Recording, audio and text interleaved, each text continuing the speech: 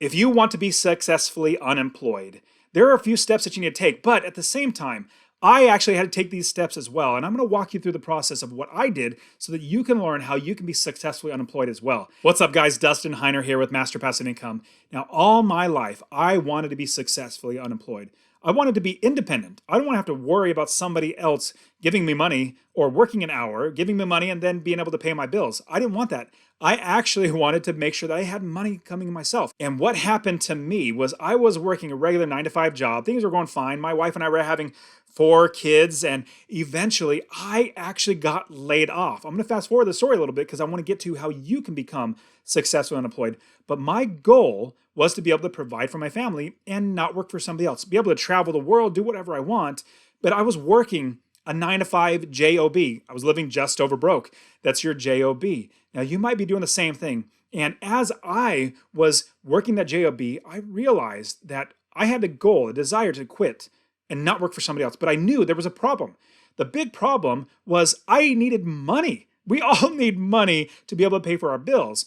But here's what I realized. I started learning something about streams of income. And then after learning about streams of income, I realized that's wrong. Having streams of income, multiple streams of income is good, but that's not necessarily going to feed your family. What you need and what I developed was a river of income. A stream is a trickle. Stream is very small. We need a river. We need a gushing river of income coming in. And when my wife had our 4th kid, I was still working that job. I got laid off. So I needed to make money to provide for my family. And if you want to hear that story about me getting laid off, check out that comment card right here or check out the description where I literally give you the story of how I got laid off and then the catalyst that got me to become an investor. But because of getting laid off, I realized that if I didn't have money coming in, even if I was selling things on eBay or if I had a little side hustle, that was not enough money to feed my family. I knew I needed money to feed my family. So what I decided to do was become a real estate investor. Now, I did get another job. I was able to keep money coming in to provide for my family, which was a huge blessing. But from there, I realized streams of income weren't enough.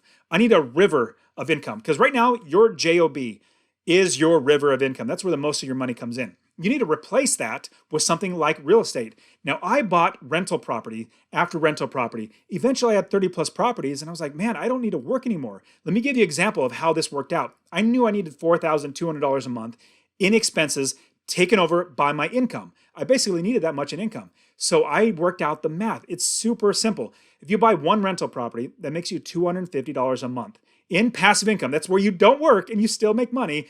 Then that is $3,000 a year in passive income. If you had 10 properties making you $2,500 a month, that is $30,000 a year in passive income.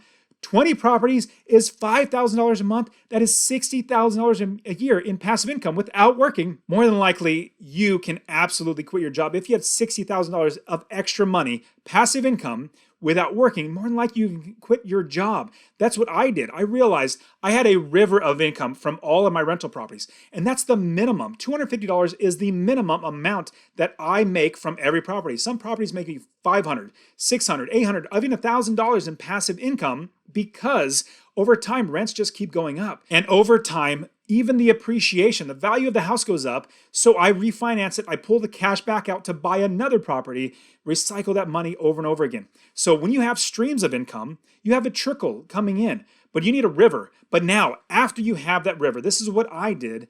That's when I was able to quit my job and then develop streams of income. So my river of income replaced my job. Now I have time. Imagine if you had 40, 50, or 60 extra hours a week where you're not working for somebody else, that you could then build your own business. Because remember, your boss is only paying you enough money to keep you working without quitting, but not so much money that takes money out of their pocket. If you took all that time that you were working to build somebody else's business and built your own business, invested in your own properties, did whatever you wanted, that is that much more time to build more streams. So now fast forward what I've done. I built that river of income, quit my job, and literally had 40 plus hours of my life back. Then I said, you know what? Let me create rivers of income. I wrote this book right here, How to Quit Your Job with Rental Properties. that sells. It helps people, and I make money. I have my podcast. I have my YouTube channel. I have affiliates where, I promote other people's stuff and they pay me money. I have courses. I have coaching. I have other companies. I have a conference company. I have so many other companies now. My value is not building somebody else's business. I'm building my businesses, hiring employees, and now I got a river of income, and I have loads and loads of streams of income. So do not create, from the very beginning, streams of income. Go after a river of income. Once you have that river of income, you're focusing on that. Once that replaces your income from your job, then you get streams of income. And if that's what you want, is get a river of income, smash that like button, and I will see you guys in the next one.